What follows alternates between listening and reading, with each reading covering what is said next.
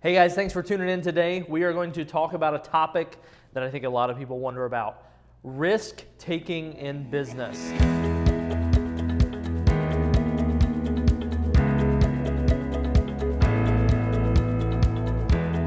Every business involves taking risks. When are they good risks? When are they bad risks? That's what we're talking about today.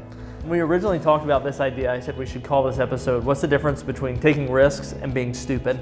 Yeah, right. Because that's a very fine line, especially in the entrepreneurial world. Risks must be taken. And sometimes it's judging whether it's a good risk, whether it's a bad risk. Sometimes I think that's hard to discern. So give us some insight into that.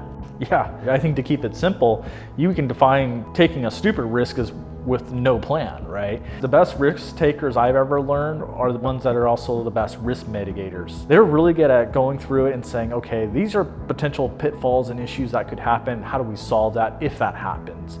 I like to think of this is the age-old MBA terminology, right? The SWOT analysis, which stands for strengths, weaknesses, opportunities, and threats. The really good risk mitigators are really good at answering those threats. The threats that are the things that can crush you overnight and take it away. So once you really start to hone in on what your threats are and mitigating that, you can start to develop your action plan and go from there. So once you realize, hey, I've got to take a risk. In order to have some payoff, I've got to take a risk. You look at those major pitfalls, understand what they could be, and have a plan for them and how to deal with them. So what would be the next step there? One of the first things you want to do is, we were talking about making a plan, right? And so you want to invest some time in discovery. Or I know with the Yours Truly Media brand, what we end up doing is we'll actually assess the market of how actually big it is in relation to what we do as business-wise. So for example, we know at Yours Truly Media, the average spend on a wedding is about $30,000. And so we look for demographics that support that. And the beautiful thing about this day and age is you always have some analytical data somewhere to back that up, right?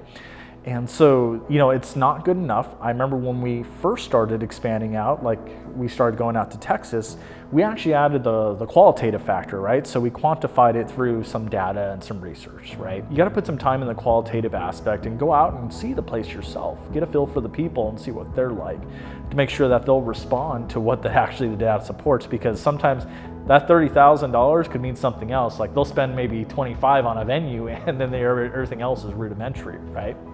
So it does help to go out there and take a look, because at the end of the day, the value you get of both doing quantitative and qualitative research, you get all the check boxes off your mind. The better you are at taking all the check boxes off your mind, the better of a risk mitigator you become. Okay, so you have checked out your market, you've understood the risks, Yes. And you say, okay, we're going to do this. What happens? We do this, we're going to pull the trigger.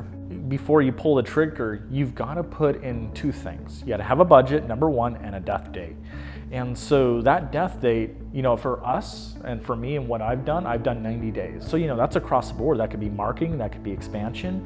That works for everything. For example, on a marketing channel, when we're trying something new, we'll try it for 90 days and we have a budget for 90 days to put a solid effort into it. In one of the other videos, I talked about the red and green and yellow light theory, right? And so you have that same approach. You put some metrics in the yellow zone in place that say, hey, okay, this is going okay, or I need to make an adjustment, this, that, and the other. Then there's a red one. Now, let's say you're 2 weeks into this campaign and it is not moving, okay? You're either doing something way off or you need to assess if you need to kill it right away. Let's just say that, okay, maybe it's going okay, right? Okay, let's make an improvement here. We'll test it for 2 weeks. Okay, we got an improvement, that's a good sign, so we're starting to catch traction.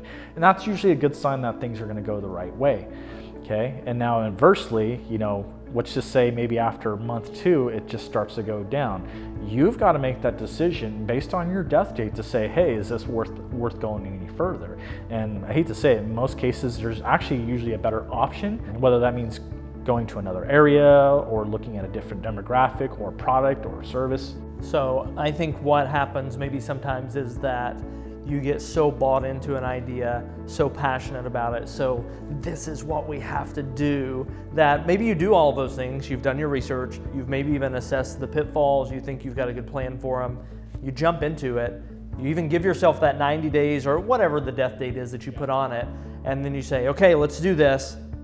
Maybe it doesn't go the way that you planned, but at that point, you've put so much effort into it, you've put so much work into it, you're you're bought in, you're sold, you're passionate, I think maybe sometimes it's tough to pull the plug at that point. Is that true?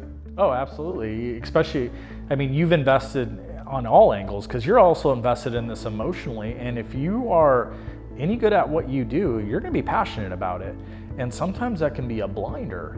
And so that's why we do our best to make these decisions based on well-informed and researched initiatives. Sometimes the facts are the facts. And if you look at this and say, look, I believe I'm going to make this because I'm just going to make it, you need to take a step back. And I would evaluate saying, hey, if you really believe in that and what you're doing, and if you want to move forward with that, you need to take a step back and say, how can we do this at that point?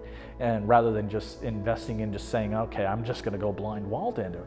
Sure, so it's probably not throwing in the towel on your dream altogether, but looking at how do we reassess this, how do we cut off what we've lost and move forward in a different direction. Right. So, and sometimes, I love this saying, in the multitude of counselors, there's safety. Get someone that's an outsider. Have them take a look at it because they will give you a true and unbiased look at it. So really, I think just to sum up what we talked about here, taking a risk versus being stupid is that risk must be taken. Great success usually means taking some pretty big risks. So that would be number one.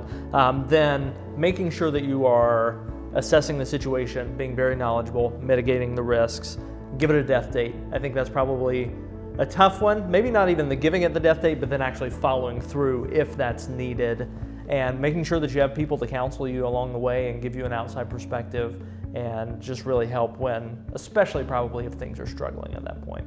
Absolutely. And if I could add one thing, I would say get those counselors in earlier in the stage, even in the planning stage, to just give you some maybe some indicators to pay attention to.